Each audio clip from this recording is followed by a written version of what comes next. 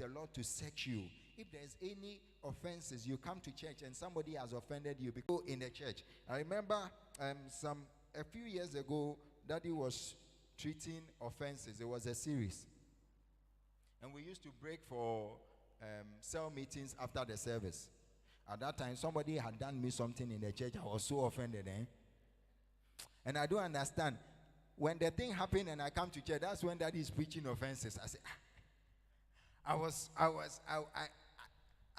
I think Pastor Lady Cool remembers, because one of the days I even posed the question at our meeting, and I was like, Pastor Lady Cool was trying to tell me I was still angry about the thing. I wasn't letting it go. But you know what? I couldn't sleep at night. I would think about it and think about it and think. Do you know what I'm thinking about? That I'm not able to tell the person my mind. And then I'll come to church and I'll see the person and I'm angry. And then Daddy is preaching and he's saying that bitterness is like drinking poison and expecting somebody to die. And then I sat down and I said to myself, this person I'm angry with, I can't sleep right now. That person is probably snoring. So I let it go. I let it go. I let go. And I feel fine. And I am okay. And I still see the person. I never confronted the person. But today I still see the person and we still chat. But you see, Galatians 6:7 says, whatever you reap, you sow, you will reap. Not long, the person started telling me what he had done to me. Somebody is doing it to him. Can you imagine?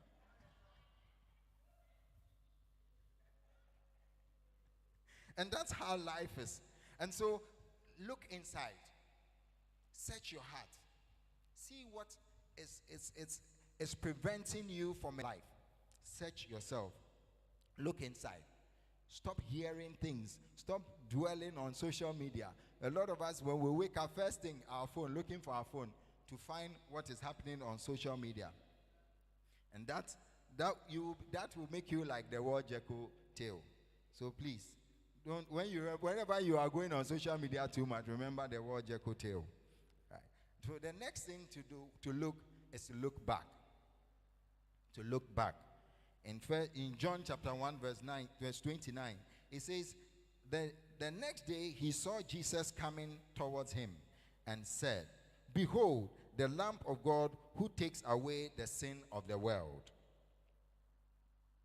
The songwriter says, at the cross I bow my knees, where your blood was shed for me, and there's no greater love than this.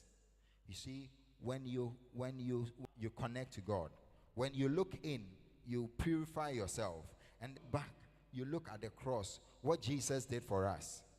Now listen, my daughter PJ is 5. My daughter PJ.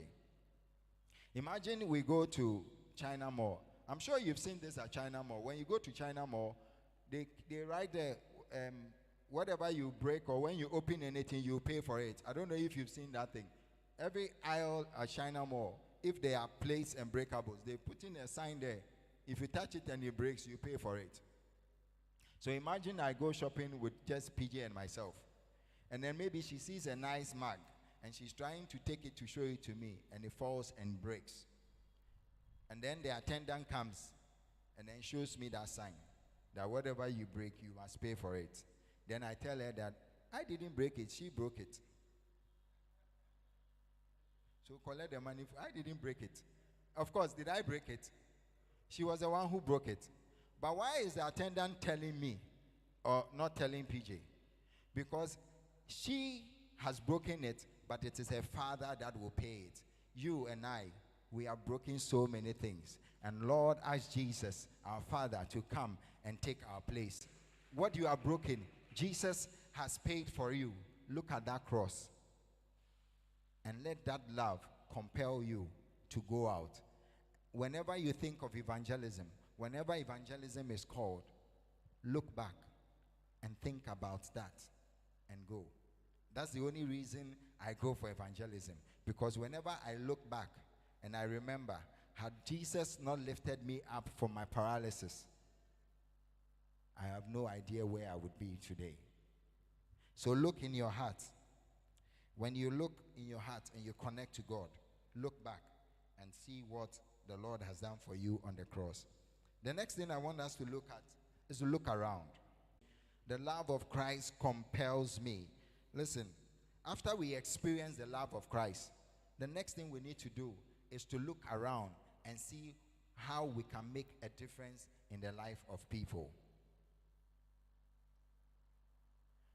There are the reasons why some people are not Christians yet are only two.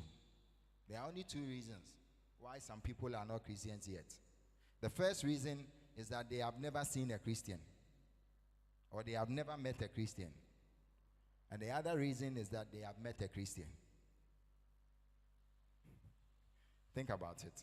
The first reason is that they have never met a Christian. That's why they are not yet Christians. And then the second reason is that they have met one. Does your life depict Christ? You know, there are certain people, whenever they come to a place, there's happiness. Some people, whenever they come to a place, there's joy. People are happy. But there are others too, whenever they come to a place, whenever they leave, people are happy because they are not there. Which one of them are you? Is it that we come to a place and then there is happiness? Or people are waiting for you to leave the place? Tonight, my question to you is, are you making a difference with your Christianity? As you became a Christian. 3 Wednesdays ago, I was coming from my gate to come to evening service.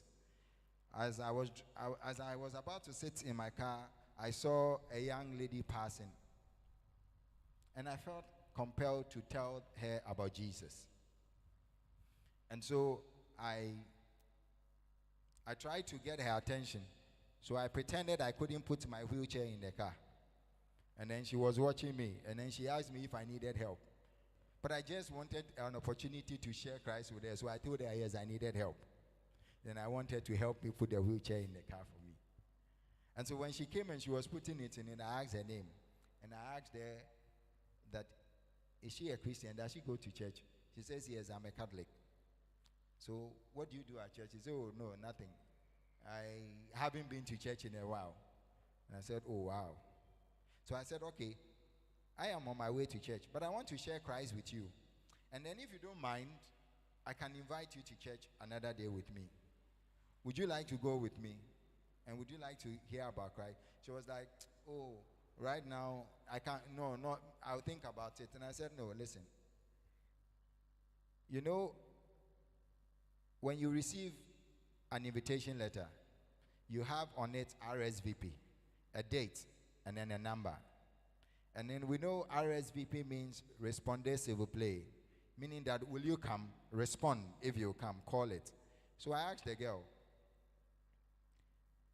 if you don't call that RSVP number, and the day comes and you go to the program, you will not be allowed in because you did not make reservation, right? You didn't accept, you didn't call, you didn't accept it. In the same way, it's like as Christ presented to you as an invitation. So I asked the girl, I'm presenting Christ to you. Are you going to accept it? Or you are going to say, oh, I'll call. And before you realize, you forget. And the day comes and you get there and they didn't make preparation for you. Sit in my car. I'll drop you at your house. Between my house and where you live. I asked her, where do you say? Oh, I live just a walking distance from my place. I said, don't worry. By the time we reach your house, you would have made up your mind. The girl was like, oh, no, I can walk. I said, oh,